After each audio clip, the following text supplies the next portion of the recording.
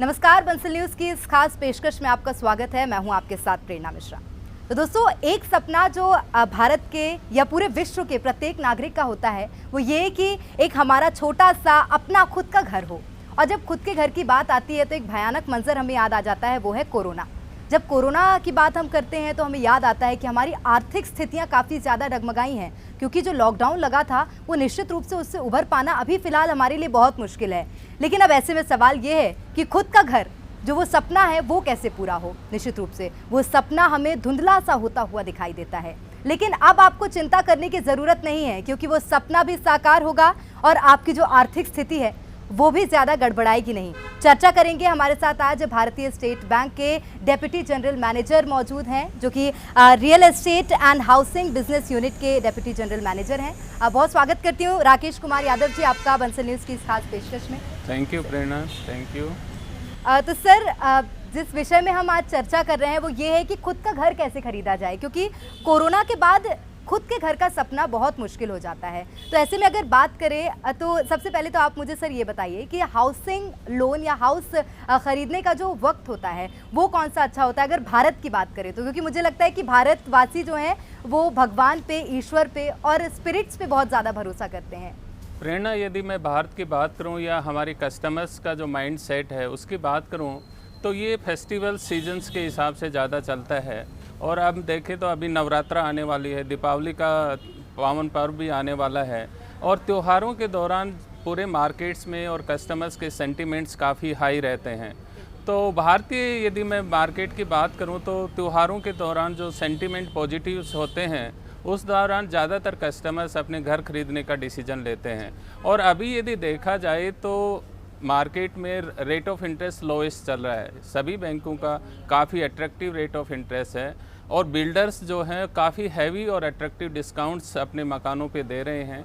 Ready to move markets में काफ़ी मकान फ्लैट्स अवेलेबल हैं, तो ग्राहक उनको देख सकते हैं और अपने हिसाब से चॉइस कर सकते हैं। ये जो डिस्काउंट और लोवेस्ट रेट ऑफ इंटरेस्ट एक ऐसा कम्बिनेशन है कि जो ग्राहकों को बहुत ही बेहतरीन मौका देता है अपने मकान खरीदने का और अपने सपनों को साकार करने का। सर, अगर भारतीय स्टेट बैंक की बात की जाए तो बहुत सी उपलब्धियां जो हैं वो भारतीय स्टेट बैंक के पास हैं, क्योंकि 22,000 से लगभग ज़्यादा ब्रांचेस हैं इसकी और 60,000 से भी ज़्यादा ATMs हैं। और उसके अलावा भी अगर रेट ऑफ इंटरेस्ट की बात की जाए तो मुझे लगता है कि SBI का रेट ऑफ इंटरेस्ट काफ़ी लो है। अगर ऐसे में बात करें सर लोन की, क्योंकि अब देखिए घर खरीदना तो मुश्किल है, लेकिन अगर लोन के हिसाब से हम घर लें तो वो काफ़ी ज़्यादा आसान हो जाता है। लेकिन अगर लोन SBI से लेना हो तो उसके लिए क्या कुछ प्रक्रियाएं होती हैं, जानना चाहेंगे।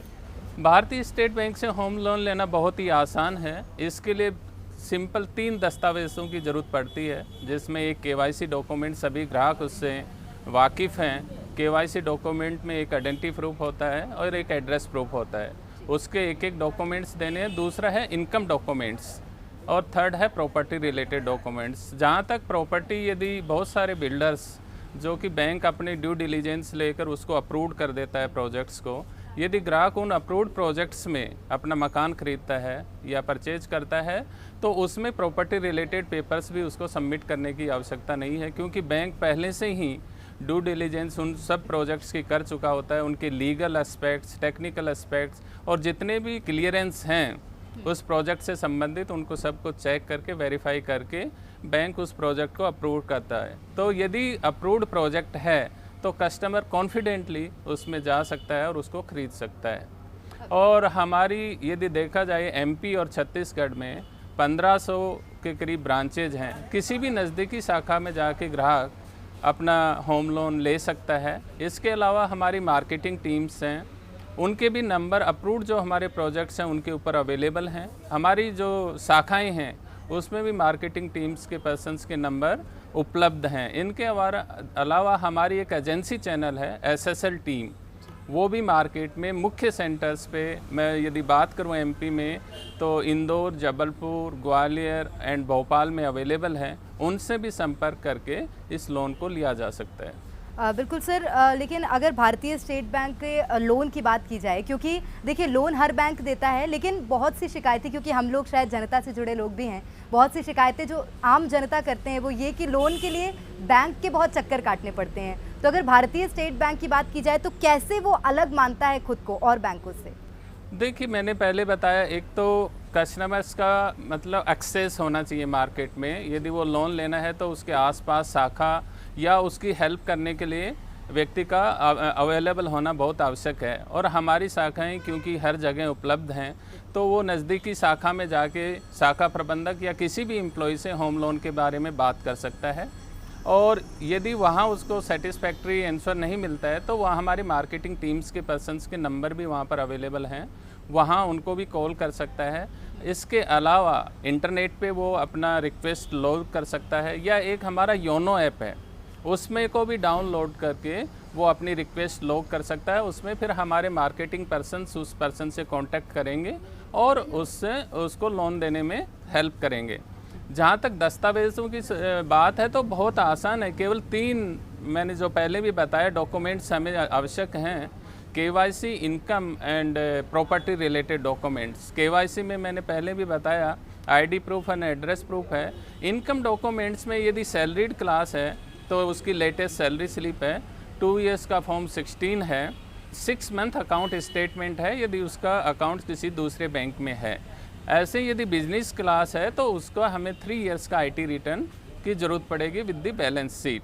एंड प्रॉपर्टी का जहाँ तक सवाल है, यदि अप्रूव्ड प्रोजेक्ट है तो उसको किसी भी प्रकार के प्रॉपर्टी से रिलेटेड पेपर सबमिट करने की आवश्यकता नहीं है। यदि लेकिन अप्रूव्ड प्रोजेक्ट के अलावा अन्य किसी जगह यदि ग्राहक मकान खरीद रहा है तो उसमें जो सेलर के पास जो प्रॉपर्टी उसको देखना पड़ेगा कि उसके पास क्लियर टाइटल डीड हो, जहाँ से प्रॉपर्टी ओरिजिनेट हुई हो, वहाँ से लेके जो लास्ट सेलर है वहाँ तक की कंप्लीट चेन उसके पास में सेलर के पास में प्रॉपर्टी की अवेलेबल हो। उसमें मुख्यतः टाइटल डीड है, अप्रूव्ड मैप की कॉपी है, टैक्स रिसीट्स हैं, इलेक्ट्रिसिटी बिल्स एंड आदि मुख्य मतलब पेपर्स उसमें ज़रूरत है। सर, अगर स्टेट बैंक की मैं बात करूं तो मुझे लगता है कि भारत का सबसे बड़ा बैंक इसे कहें तो गलत नहीं होगा।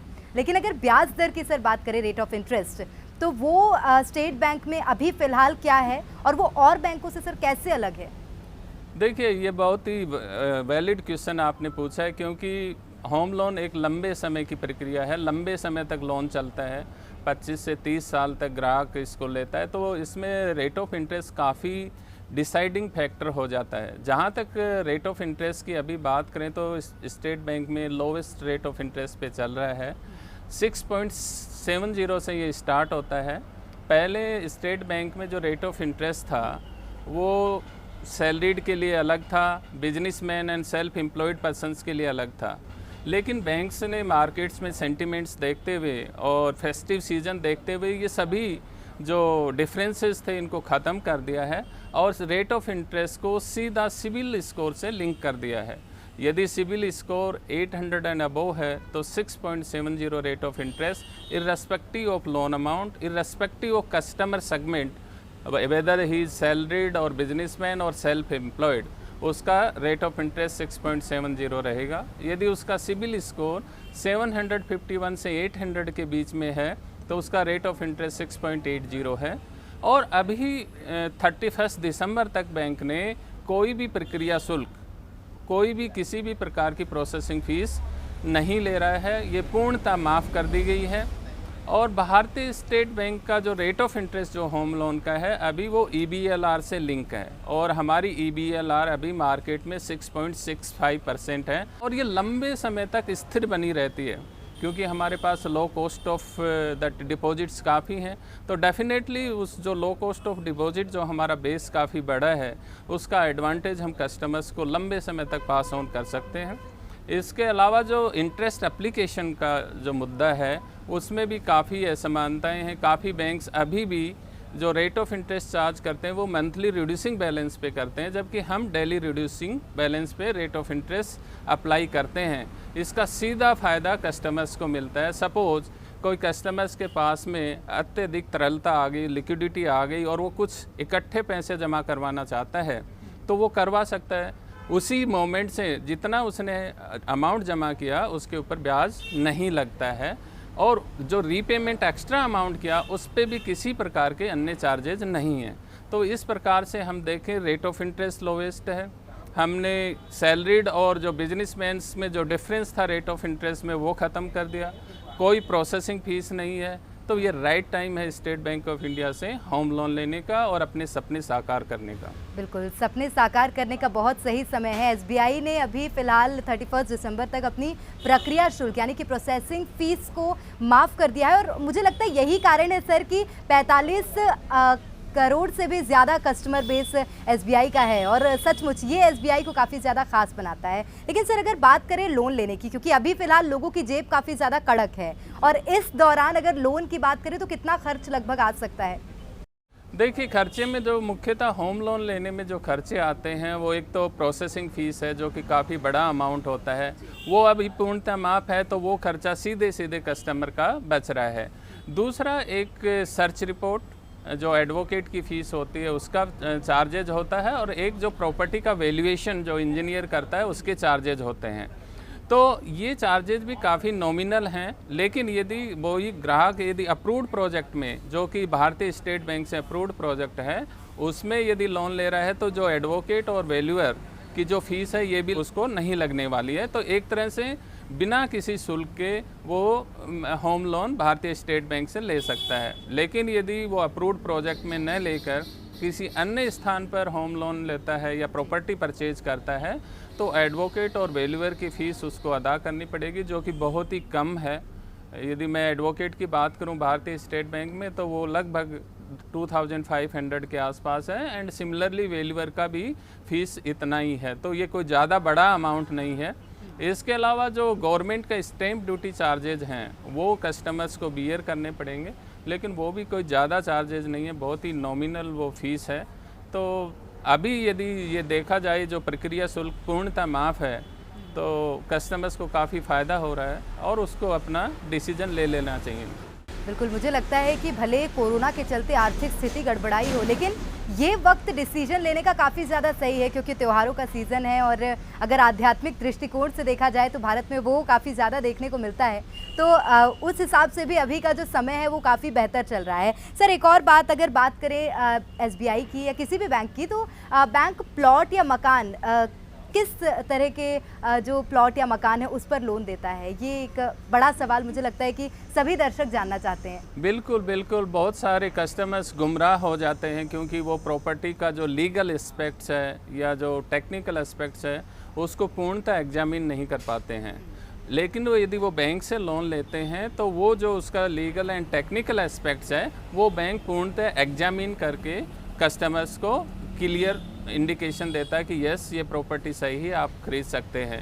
जहाँ तक सवाल है मकान और प्लॉट लेने का ग्राहक का, तो उसको सबसे पहले ये देखना चाहिए जो वो प्रॉपर्टी परचेज कर रहा है वो वहाँ की जो अथॉरिटी है, जो real estate authority for example housing development board का है या Bhopal development authority for example in Bhopal, ऐसे हर शहर में डेवलपमेंट अथॉरिटी हैं उनका है या नगर निगम का है, तो वो मकान प्रॉपरली वहाँ से अप्रूव्ड है, लीगल है या नहीं वो देखना होगा। दूसरा फिर मैप, उसका मकान का मैप जो कि नक्शा है वो संबंधित विभाग जो मैंने अभी आपसे चर्चा की उनसे अप्रूव्ड है या नहीं वो उसको अच्छी तरह देखना पड़ेगा। तीसरा, जो ग्राहक को जो मकान परचेज करने जा रहा है उसके पेपर्स जो हैं, टाइटल पेपर्स, जो प्रॉपर्टी से रिलेटेड पेपर्स हैं, उनको प्रॉपरली एग्जामिन करना चाहिए कि जो सेलर के पास में प्रॉपर्टी पेपर्स हैं या टाइटल डीड्स हैं वो डिफेक्टिव नहीं हैं, वैलिड हैं और जहां से प्रॉपर्टी ओरिजिनेट हुई वहां से लेके सेलर तक के complete chain of property paper है, किसी प्रकार का उसमें कोई डिफेक्ट नहीं है, क्लियर टाइटल डीड है, किसी प्रकार का कोई डिस्प्यूट नहीं है, किसी प्रकार के चार्जेज लाइबिलिटी ओवरड्यूज नहीं है। तो वो जो पेपर्स को उनको प्रॉपरली उनको एग्जामिन करके ही ग्राहक को अपना डिसीजन लेना चाहिए। और एक और बात सर, क्योंकि जब भारतीय ग्राहकों की बात आती है तो मुझे लगता है बहुत भोले भाले होते हैं भारतीय ग्राहक, इसलिए आपसे एक और बात समझना चाहेंगे कि अगर बिल्डर से मकान ले रहे हैं तो उस दौरान कौन सी ऐसी बातें हैं जिसका ध्यान रखा जाए?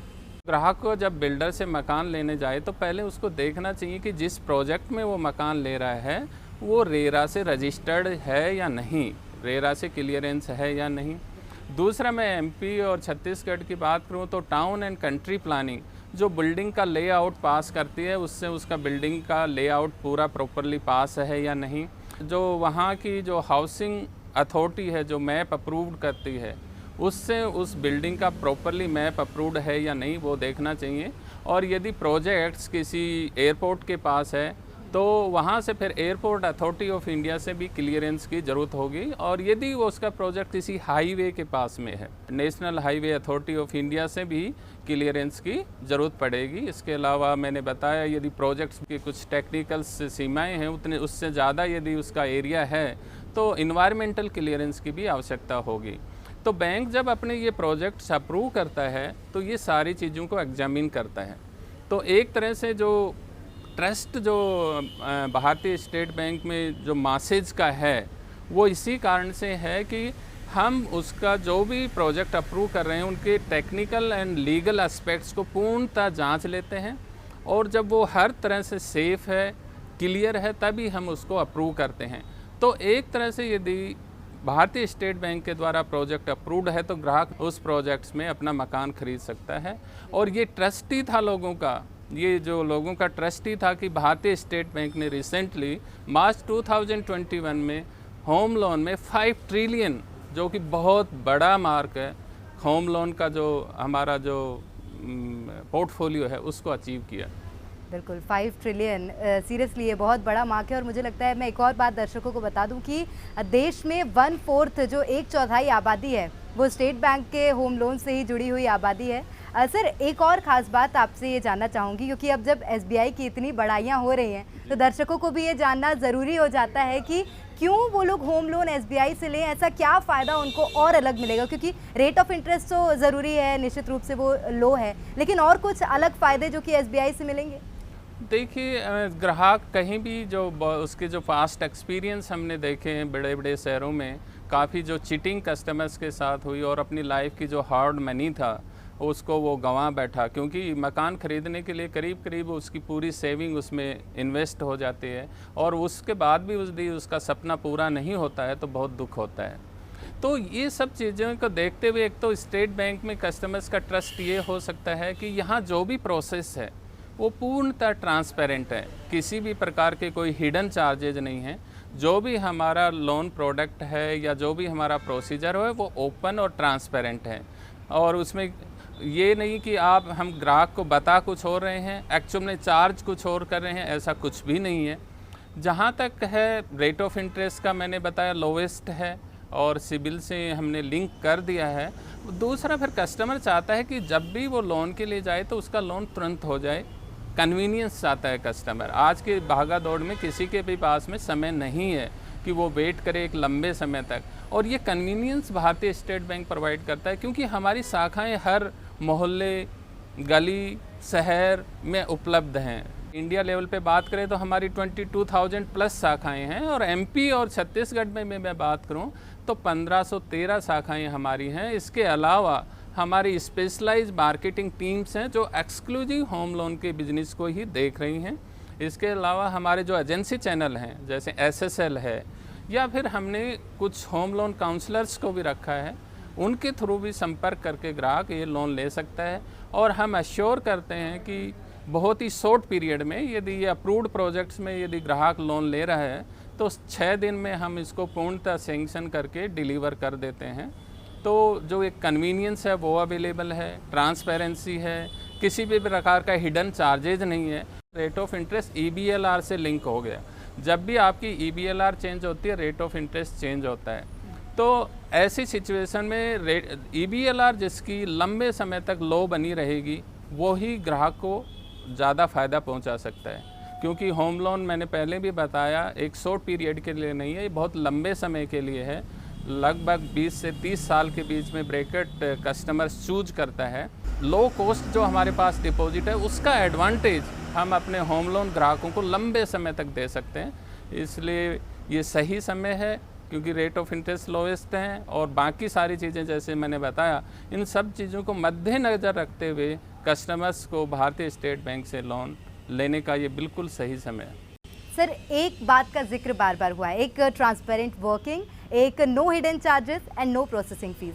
सर अगर नो हिडन चार्जेस है, नो प्रोसेसिंग फीस है, मतलब कि आप मुफ्त में कस्टमरों को बहुत सारा फ़ायदा दे रहे हैं, तो ऐसे में आप लोग कैसे मैनेज करते हैं? क्योंकि निश्चित रूप से कोई भी बैंक बिना प्रॉफिट के नहीं चलेगा, तो कैसे सर जब कस्टमर्स को भी फ़ायदा हो जाए, हमको भी फ़ायदा हो जाए? बिल्कुल सही कहा प्रेरणा आपने, क्योंकि देखिए बैंक्स का जो प्रॉफिट है वो डिपेंड करता है आप डिपॉजिट पे कितना इंटरेस्ट दे रहे हैं और जो लोन है उस पर कितना इंटरेस्ट ले रहे हैं। तो हमारा जो सेविंग जो है उस पर लो रेट ऑफ इंटरेस्ट है, करंट अकाउंट पे कुछ ब्याज बैंकों को नहीं देना पड़ता। तो हमारा जो मार्जिन है, जो इंटरेस्ट मार्जिन है वो काफ़ी लंबा हो जाता है। तो ये जो एडवांटेज है, क्योंकि यदि आप उसको लोन नहीं देते, उस फंड को लैंड नहीं करते, तो वो आपके पास आइडल फंड है, उसमें कोई अर्निंग है नहीं। उल्टा आपको ग्राहकों को जो सेविंग बैंक में या एफडी में पैसा है उनके ऊपर ब्याज देना पड़ रहा है। तो इसको मल्टीप्लाई प्रॉपरली डिप्लॉय करके आप अच्छा खासा इंटरेस्ट कमा सकते हैं। और होम लोन में दूसरी ब्यूटी क्या है कि ये सिक्योर्ड लोन है। एक तो हम उसका कस्टमर्स का इनकम डिसाइड करते हैं, उसका यदि फॉर एग्जांपल सैलरीड क्लास है तो सैलरी स्लिप फॉर्म 16 से उसका इनकम और रीपेमेंट कैपेसिटी को जज करते हैं। ऐसे ही बिजनेसमैन है तो उसकी बैलेंस शीट से उसका रीपेमेंट, तो एक रीपेमेंट जो अश्योर होना चाहिए वो इनकम से उसका अश्योर होगा। इन केस वो डिफ़ॉल्ट करता है तो एडिशनल सिक्योरिटी हमारे पास, उसका जो मकान है उसके पेपर्स हमारे पास हैं, तो वेल सिक्योर्ड है। जब आपका लोन वेल सिक्योर्ड है तो जो हमारा आरबीआई रेगुलेटर है उसके जो प्रोविजनल नॉर्म्स हैं वो भी काफ़ी सस्ते पड़ते हैं। तो इस हिसाब से एक होम लोन जो प्रोडक्ट है वो बैंकों के लिए बहुत ही एट्रैक्टिव प्रोडक्ट है। और ग्राहकों का तो ऑफकोर्स है ही, क्योंकि वो अपने सपने पूरे कर रहा है। एक लाइफ ड्रीम होता है एक किसी भी ग्राहक का अपना मकान खरीदने का। तो ये विन विन सिचुएशन है दोनों के लिए, ग्राहकों के लिए भी और बैंक के लिए भी। तो देश का सबसे लोकप्रिय, सबसे विश्वसनीय जो बैंक है वो है भारतीय स्टेट बैंक। तो उन्हीं के हम डीजीएम से चर्चा कर रहे थे। बहुत शुक्रिया सर तमाम बातचीत के लिए, तमाम जानकारियां साझा करने के लिए। Thank you Prerna, thank you so nice of you. तो विन विन सिचुएशन, चाहे ग्राहकों की बात कर ली जाए, चाहे बैंक्स की बात कर ली जाए, दोनों के लिए ही है। और सचमुच सबसे लोकप्रिय, सबसे बड़ा और सबसे विश्वसनीय हम बैंक जो है वो स्टेट बैंक ऑफ इंडिया यानी कि भारतीय स्टेट बैंक को कह सकते हैं। तो उसी के तारतम्य में ये चर्चा हुई है ताकि आप अपने सपने साकार कर सकें। तो इंतज़ार मत कीजिए, जाइए जल्दी से होम लोन लीजिए और अपने सपने पूरे कीजिए। दीजिए इजाज़त, नमस्कार।